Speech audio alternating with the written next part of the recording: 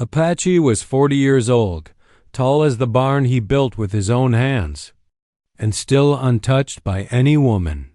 Folks whispered he was either too proud or too shy. Truth was he had given up on ever being chosen. Apache was 40 years old, and still a virgin. That was the word that carried across the little frontier town whenever his name came up. At the saloon, it rolled off the lips of men with whiskey on their breath. In the general store, it passed in a hushed murmur between women sorting through flour and beans. Kids shouted it when they chased each other down the dusty main street. Old Apache ain't never kissed a woman. They laughed like it was a joke carved into stone, as if a man's worth could be measured by whether or not he'd shared a bed. But to Apache, the whispers were both a shield and a wound. He was a giant of a man broad shoulders, hands calloused from splitting timber, back strong from hauling stone. The barn he built with his own 2 hands stood tall on his land like a fortress, and the fields he plowed stretched wide as the horizon. He worked hard, never asked for help, and never gave cause for complaint. And yet, no matter how many fences he mended, no matter how many storms he rode out alone, the same truth lingered. No woman had ever chosen him. It wasn't for lack of noticing. He'd seen the way women leaned into men at barn dances, their laughter carried by fiddles and lantern light. He'd seen how a man could lower his hat, whisper something low, and a woman would follow him outside under the stars. Apache stood on the edge of those gatherings, the music brushing past him like wind through dry grass. His boots tapped once or twice, but he never stepped forward. His size made him feel clumsy, his silence made him seem distant, and his face, dark, solemn, with eyes that carried storms, was too much for most to meet. Some folks said he was proud, too proud to ask a woman's hand. Others said he was shy, a boy inside a man's frame. Apache didn't bother correcting either rumor. The truth was simpler and lonelier. He didn't know how to begin. The years stacked up, one on top of another, until 40 came. A man at that age was supposed to have a family, children running through the yard, a wife setting supper on the table, neighbors dropping by with pie and gossip. Apache had none of it. He had his land, his horses, his barn, and the steady rhythm of work. Sunup to sundown, it was the same. Feed the animals, mend the fences, plow the soil, stack the hay. At night he sat by the fire, plate in front of him, chair across the table empty. The only voices were the coyotes howling at the edge of the prairie. He had long ago taught himself not to ache for what he didn't have. But sometimes, when the wind swept across the plains and rattled the barn doors, the ache found him anyway. He remembered once, years back, a young woman had smiled at him in the trading post. She dropped a spool of thread, and when he stooped to pick it up, her fingers brushed his. For the briefest moment, Apache felt warmth climb from his hand to his chest. She had blue eyes, kind and curious. But then her fiancé walked in, tipped his hat, and led her out the door. Apache didn't even speak. He carried that silence for years, heavier than any stone he ever lifted.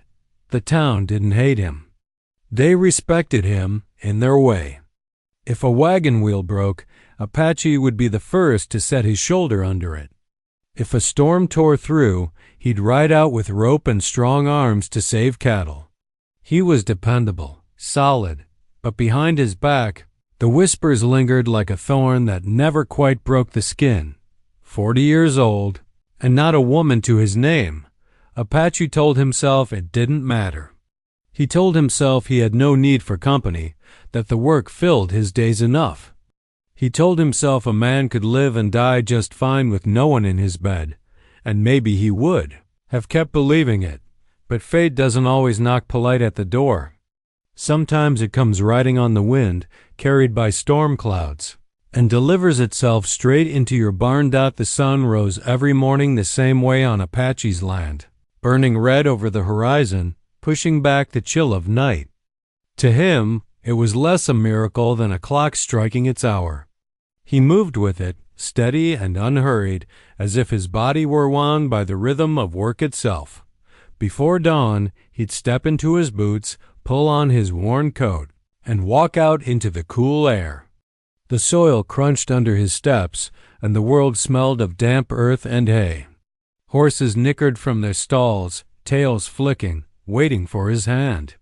Apache didn't speak to them. Words had never come easy, but he brushed their coats, checked their hooves, and laid feed where it needed to be. They trusted him without question, and in that trust he found a comfort deeper than talk. His days flowed in the same order. After the animals came the fields. Checking fences stretched long across his property, walking the land with his eyes sharp for breaks or trouble. He split wood for the stove, hauled water, sharpened tools. Every movement was a habit carved by years, a routine as fixed as the rails of a corral. To some men, such a life would have felt empty. To Apache, it was survival. Work filled the spaces that words and people didn't, yet even as he moved through his chores, silence clung to him like a second skin. There was no voice calling him in for breakfast, no children's laughter chasing dogs through the yard, no soft humming from a woman mending clothes on the porch. Only the whistle of wind across the prairie and the creak of barnwood settling in the heat. Meals were the hardest. At midday he'd sit at his small wooden table, a tin plate of beans or bread in front of him. He always cooked just enough for one, never more. The chair across from him stayed empty, though sometimes his eyes strayed there without his permission. He'd stare a moment, imagining the scrape of a fork, the warmth of a smile, then shove the thought away with another bite. By supper, the weight of silence pressed heavier, and the only sound was his knife tapping against the plate.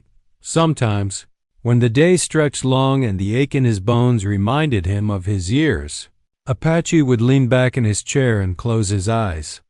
The fire would snap and crackle, filling the cabin with shadows. And for a flicker of time, he'd let himself imagine a voice gentle, teasing, telling him about town gossip or laughing at some foolish thing he said. That picture never lasted. He'd open his eyes, and there would be nothing but firelight and empty walls. Neighbors came around now and then, mostly men who needed help lifting something too heavy or fixing something broken. Apache never said no. He'd show up, strong as ever, get the job done, tip his hat, and return home. They thanked him, slapped his back, called him reliable. But none stayed long, and none stepped foot into his cabin unless they had to. His solitude had become something sacred and strange, and their eyes respected, but not shared. On Sundays, when town gathered for church, Apache rarely went. He'd ride into the edges sometimes, tie up his horse, and watch from a distance as families spilled out of the chapel in clean clothes. Children tugging at skirts, wives adjusting hats, men shaking hands. He'd sit in the saddle, a shadow among shadows, then turn back toward his land before anyone thought to call his name. Nights were the loneliest. Coyotes howled at the edge of the prairie, their voices carrying through the open dark. Apache would sit on his porch, hat low, listening. Some folks said coyotes sounded like laughter, others like mourning. To him, they sounded like both.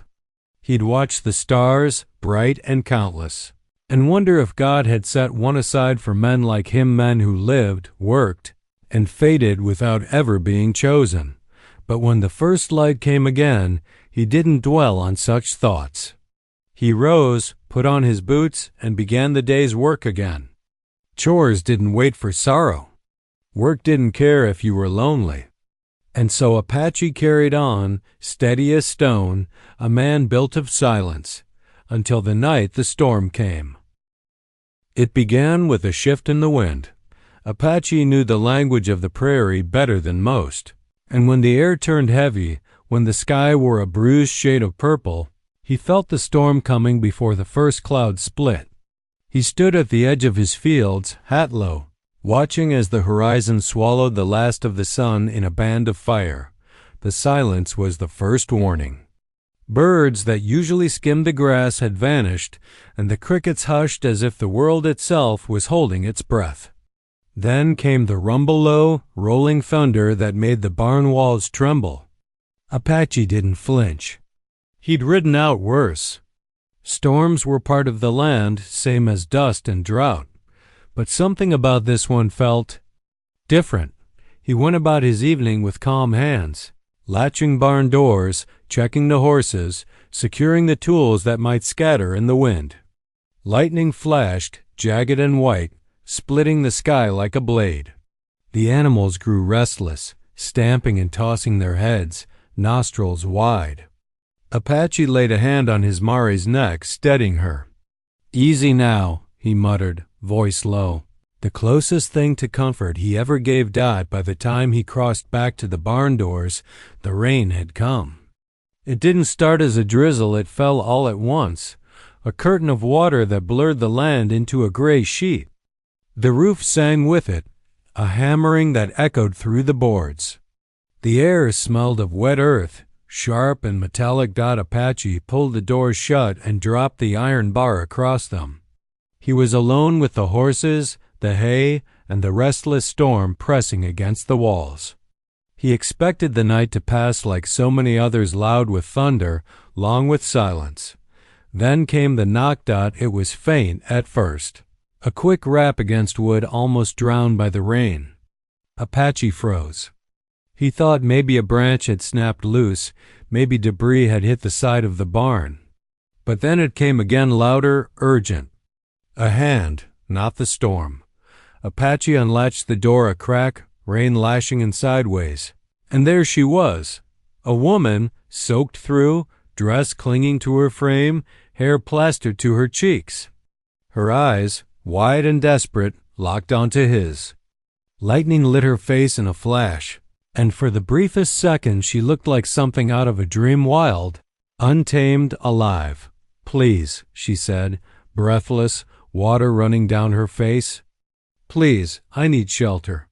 Just until it passes." Her voice carried above the thunder, but barely. Apache didn't answer right away.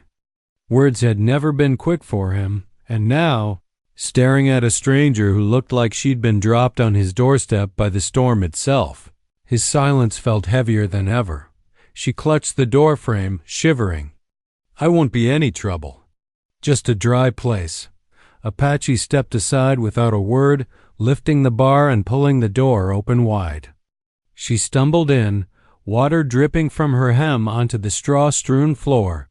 He shut the door hard against the wind, sealing them both inside. For a long moment, the only sound was the rain pounding the roof and the crack of thunder splitting the sky. She stood in the center of the barn, catching her breath, and he stood a few feet away, staring. Not rudely, not boldly, just unsure what a man was supposed to do when a woman appeared in his world unannounced. Her eyes met his, softening when she realized he meant no harm. "Thank you," she whispered. "You saved me." Apache shook his head. He hadn't saved anyone. He'd only opened the door.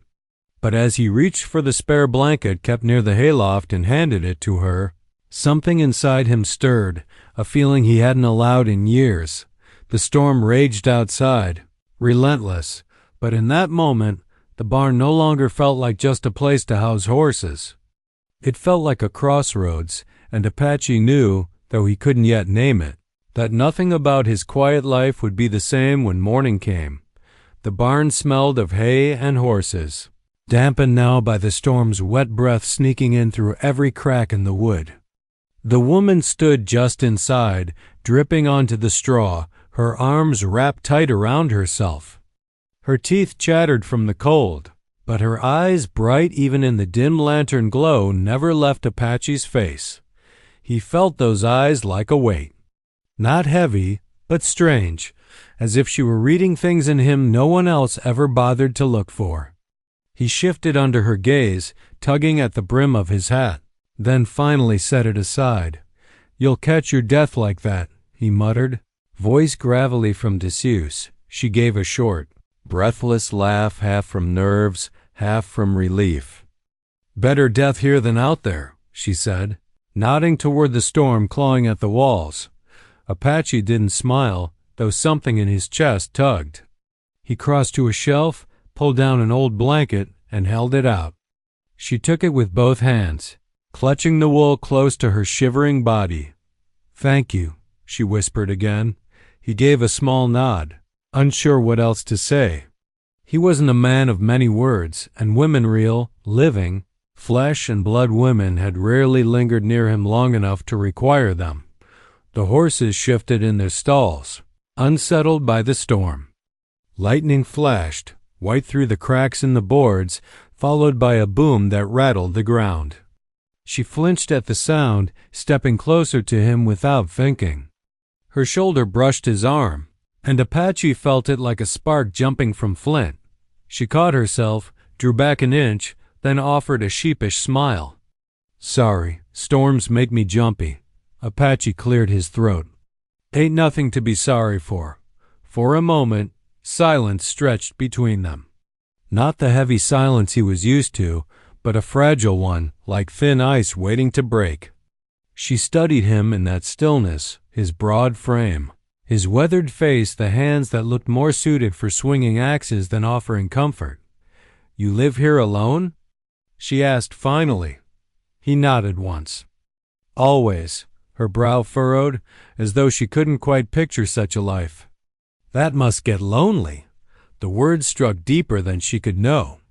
Apache looked away, running a hand over the nearest stall door. He didn't answer right away, and she didn't push. Instead, she lowered herself onto a bale of hay, pulling the blanket tighter around her shoulders. For the first time since she'd appeared at his door, Apache let himself study her properly. She was no delicate porcelain figure like some of the town ladies he remembered seeing at dances. No, she was sharp-edged in her way, her eyes alive with a kind of fire, her jaw set like someone who'd known hard roads. Her dress was torn at the hem, muddy from travel. Strands of wet hair clung to her face, but it only made her look fiercer, more real. "You're not from around here," he said at last. She gave a small, tired smile. "You could say that." Something in her tone told him there was more to the story, but he didn't pry. He knew what it was to hold secrets close. Instead, he struck a match, lit a lantern, and set it near her feet to push back the shadows. The warm glow painted her face gold, softening the hard lines of worry. She exhaled slowly, as though the light itself was enough to calm her. "Feels safer already." Apache busied himself, checking the latches on the stalls, rearranging tools that didn't need rearranging. His chest felt tight, his thoughts unsettled. He had spent years surrounded by silence, and now, with just one stranger sitting in his barn, it felt as though the whole world had shifted. When he finally sat on the opposite bale, the storm still raging outside, she looked at him with a kind of quiet gratitude. "You didn't have to let me in," she said softly. His eyes met hers. "Storm like this? Nobody should be out there." The words were simple, but something in his tone carried weight. She seemed to hear it, seemed to see past the rough edges of his speech into the truth beneath. The thunder cracked again, shaking the rafters. She flinched once more, then smiled through it. "Guess I'm stuck here till morning." Apache only nodded. He didn't say it aloud, but inside the thought settled deep and sure. "For once, I don't mind the storm." The storm showed no mercy. Rain poured so thick it sounded like gravel spilling from the sky, pounding the barn roof until the wood groaned. Wind clawed through the cracks, cold enough to make the lantern flame shiver. The horses stamped nervously, ears twitching at every crack of thunder. Apache sat on a low stool, shoulders hunched forward, the glow of the lantern catching the hard lines of his face. Across from him, the stranger pulled the blanket closer around her soaked dress, her breathing finally slowing from the run that had carried her there. For a long time, the only conversation between them was the storm itself, but silence never holds forever. I wasn't just looking for shelter. she said suddenly. Her voice carried through the barn like a fragile thread, thin but unbreakable. Apache lifted his eyes, steady as ever. He didn't speak. He never needed to. His stillness was an invitation space for her to continue if she wished. Her hands twisted the blanket, knuckles white. "There was a man," she said at last. "Back in the last town I stopped in. The kind who thinks persistence is charm. The kind who don't hear the word no. The words burned sharper than the lantern flame." Apache's jaw worked, though he stayed silent. He knew men like that. Men who took instead of asked. Men who never paid for the wreckage they left behind. She glanced toward him, saw the storm building in his eyes, and looked back down at her lap. "At first, I thought it would pass. That if I ignored him, he'd get bored. But it didn't stop. He followed me, cornered me. And last night, he came to my door. The thunder cracked hard above them, shaking the rafters, but Apache didn't so much as blink. His fists curled tight, the veins on his forearms standing out like ropes. I ran before sunrise," she continued, her voice trembling now. "Took what I could carry and didn't stop. By the time the storm hit, I didn't care where I ended up." She lifted her gaze, and for the first time since stepping into his barn, her eyes softened, not with fear, but with a plea. "And it brought me here." Apache leaned back slowly, breathing deep through his nose. He wasn't a man for speeches, but there were some truths too heavy to leave unsaid. "You're safe here," he said finally, each word deliberate, like nails hammered into oak. "Ain't nobody laying a hand on you. Not while you're under my roof."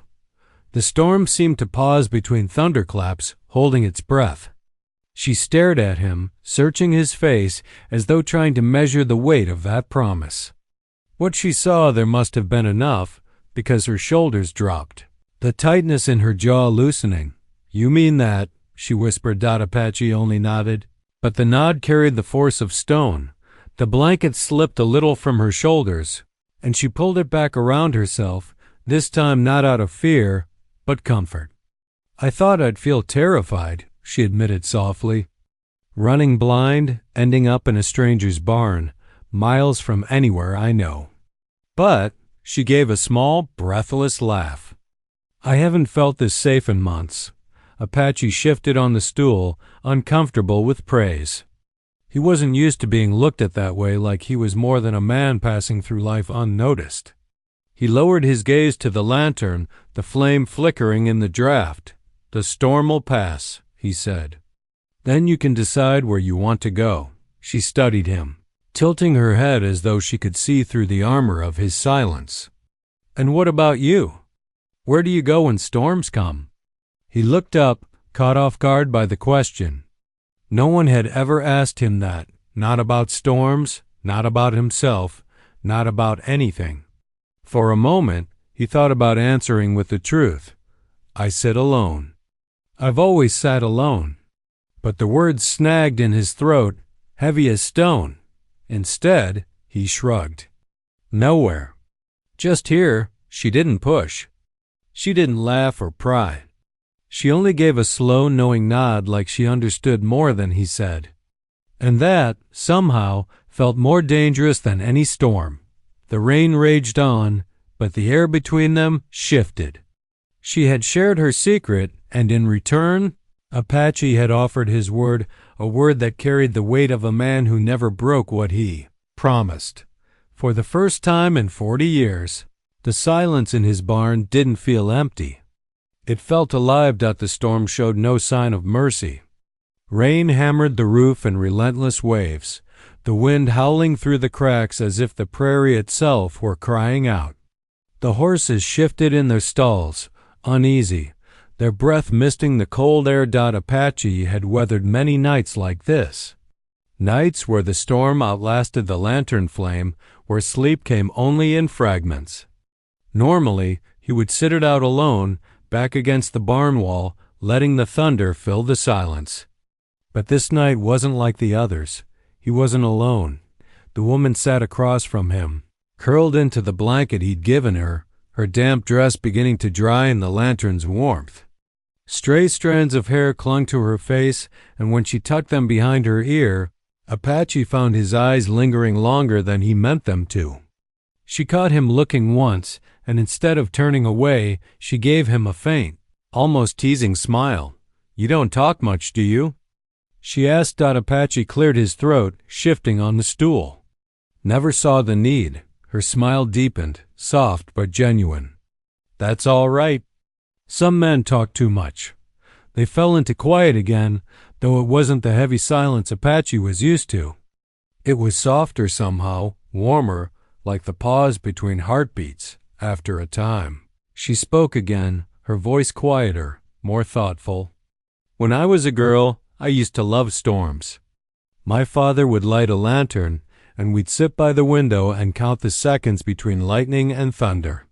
It felt safe back then, like the sky was just putting on a show for us."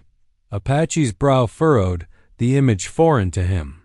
He had never sat by a window with anyone, never counted seconds with a hand resting near his. Storms had always been something to endure, not share. "You got good memories," he said, almost more to himself than her. She shrugged lightly, pulling the blanket closer. "Some. Not enough to stay where I came from." Her eyes flicked to him then, as though asking if he had any memories worth holding on to. He didn't answer. Instead, he busied himself by checking the lantern wick, though it burned steady. "Do you ever get tired of it?" she asked suddenly. "The quiet, the emptiness." Apache's shoulders stiffened. No one had ever put it plain like that. He thought of the empty chair at his table, the long suppers eaten in silence, the way he watched families from a distance on Sundays. He thought of all the years he told himself it didn't matter. "Sometimes," he admitted at last. The word was gravel in his throat, but once it left him, he felt strangely lighter. She studied him, her gaze steady and unafraid. Then, slowly, she reached out, laying her hand over his where it rested on his knee. Her fingers were small, her skin still cool from the storm, but the touch sent heat surging through him like a fire catching dry wood. Apache froze. His breath caught somewhere in his chest. He hadn't been touched in years, not like this, not in kindness. His hands were made for work, for carrying weight, for swinging hammers. They had never been the kind of hands women lingered on. Yet here she was, holding him as though it was the most natural thing in the world. "You're kind," she said softly. "Kinder than most men I've met." He shook his head. "I'm not," but she only smiled, tightening her grip. "You opened the door." That was enough. The storm outside raged on, but in that circle of lantern light, the world felt smaller, quieter, safer. They talked in low voices after that. She told him stories from the road towns she'd passed through, faces she barely remembered, songs she'd heard drifting from saloon doors. Apache listened more than he spoke, but when he did answer, his voice carried a steadiness that soothed her like the lantern flame. At one point, she laughed light and unexpected. The sound startled him, and then, slowly, something inside him warmed at it. He realized it had been years since laughter had filled his barn. When her head finally began to nod, heavy with sleep, he pulled another blanket from the loft and laid it over her shoulders. She mumbled something soft, a thank you, and leaned against the hay, her breathing evening out. Apache sat awake longer, watching her in the flickering light, the storm still clawing at the roof above. He told himself he stayed awake to guard the barn, to keep watch. But deep down, he knew the truth. He stayed awake because for the first time in 40 years, he didn't want the night to end. Morning crept into the barn slow and quiet, slipping through the gaps in the boards as pale shafts of gold. The storm had broken sometime in the early hours, leaving the air washed clean, the ground outside heavy with the scent of wet earth. Birds called tentatively from the prairie grass, their songs a fragile promise that the world still turned. Apache stirred from his seat, stiff from sitting upright most of the night. He dozed in fits but never let himself fall fully asleep. His eyes, heavy with fatigue, drifted toward the figure curled under the blankets on the hay. She slept soundly, chest rising and falling in steady rhythm, a lock of hair falling across her cheek. For a long moment, Apache just watched. He had never woken to the sight of someone else breathing quietly under his roof. 40 years of mornings had all looked the same. Empty chair, empty room, the steady march of chores waiting outside. But this morning was different. This morning he felt. Less alone. He rose carefully, joints protesting, and crossed to check the horses. They were calmer now, nickering softly as if they too sensed the storm was gone. Apache stroked his mare's muzzle, the animal's warm breath puffing against his hand. His movements were steady, but his mind was restless. He couldn't shake the feeling that something had shifted in the night, like the earth itself had tilted under his feet, behind him. He heard her stir. When he turned, she was sitting up, the blanket falling loosely around her shoulders. Her eyes blinked against the morning light, but when they settled on him, they softened into a smile that sent a strange heat through his chest. "Morning," she said. Her voice rough from sleep, but gentle. Apache tipped his hat, though he wasn't wearing it. "Morning." For a moment, they just looked at each other, and the barn filled with a silence that wasn't awkward, wasn't empty. It was comfortable. She drew the blanket tighter around herself, shivering slightly despite the growing warmth. "Feels strange," she admitted, glancing toward the door. "After all that noise, all that rage outside. It's too quiet now," Apache understood. Storms left a kind of echo and emptiness that pressed on a man's ears once the thunder stopped. He nodded slowly. "Quiet ain't always peace." Her eyes lingered on him at that, thoughtful. Then she pushed herself to her feet, smoothing her dress as best she could. "I should thank you again," she said, "for letting me stay, for everything." Apache shifted, his large hands tightening on the stall door. He didn't know how to answer thanks. Most of his life, no one had ever needed to give it. But he found himself saying, low and steady, "You don't owe me nothing." She tilted her head, studying him with that same searching gaze she'd worn the night before. "That's where you're wrong," she said softly. "You gave me something I'd forgotten how to feel." His brow furrowed. "What's that?" "Safe." The word landed like a stone dropped into deep water, rippling out in his chest. Apache looked away, unsettled not by her honesty, but by the way it woke something in him, something fierce, protective, and unfamiliar. The sun climbed higher, throwing more light into the barn. Dust motes danced in the beams, swirling around them like sparks. She stepped closer, close enough that the damp scent of her hair and the faint warmth of her body reached him. "You don't have to be alone." "You know," she said, voice barely above a whisper. Apache's breath caught. It was such a simple statement, yet it struck harder than any thunderclap. All his life he had built his world on solitude, on the belief that nobody would ever choose to share it. And now here she was, this stranger, this storm-born woman, looking at him as though she'd already decided otherwise. He searched her face, looking for doubt, for pity, for anything that might make her words less dangerous. But all he found was sincerity. The silence stretched, heavy with possibility.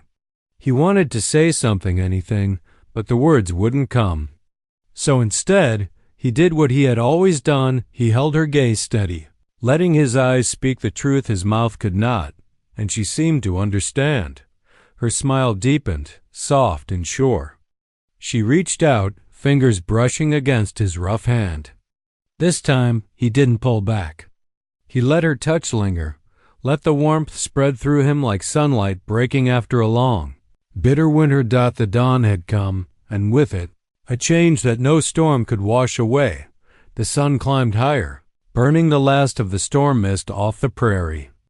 The barn doors groaned when Apache pushed them open, revealing a world scrubbed clean. Puddles glittered in the ruts of the dirt road. The grass bent heavy with water, sparkling like glass under the morning light. For once, the horizon didn't look empty. It looked full of promise. The woman stepped out beside him, her bare feet brushing against the damp earth. She held the blanket still, draped like a shawl, though the air had already begun to warm. She squinted into the distance, then tilted her face toward the rising sun.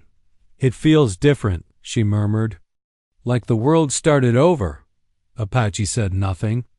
Words had never come easy, and right now, none felt big enough to carry what churned inside him.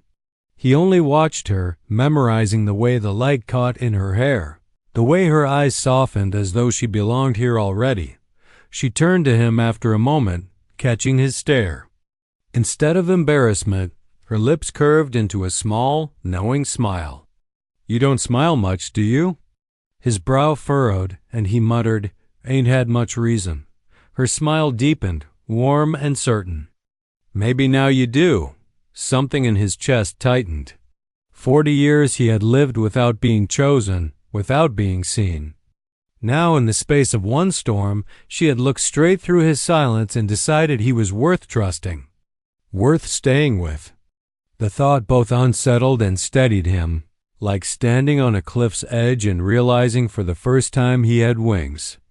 They walked the fields together that morning. Apache showed her the fence line where the wind had torn loose a rail. She crouched beside him, her fingers brushing his as she held a post steady while he hammered it back into place.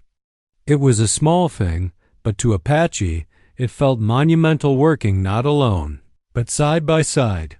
Back in the barn, she helped brush the horses, her hands awkward at first, then surer under his guidance. He found himself speaking more than usual, pointing out which mare favored her left leg, which stallion was temperamental. She listened with genuine interest, asking questions, laughing when a horse snorted hay into her hair.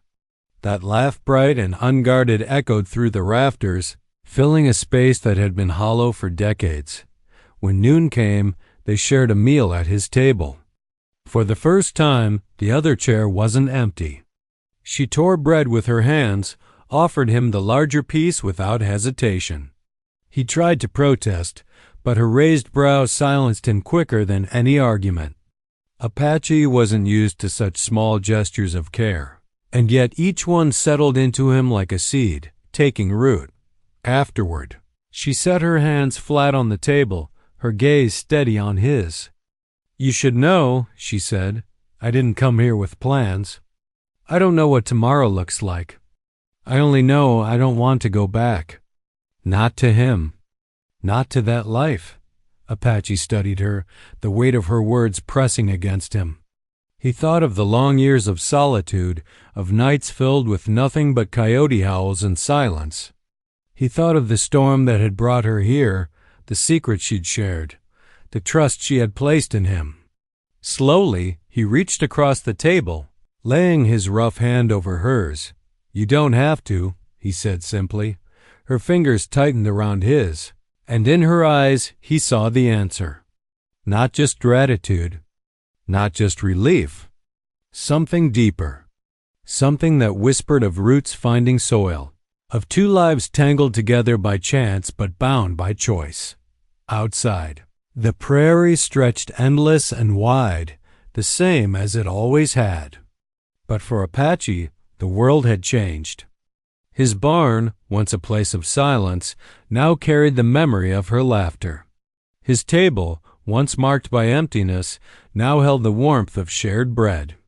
And his heart, untouched for 40 years, had finally been claimed, not by storm, not by accident, but by her. Apache had always believed he would die the way he lived, alone. But as he sat there with her hand in his, the storm's echoes fading into sunlight, he understood a truth he'd never dared hope for. It was never too late to be found.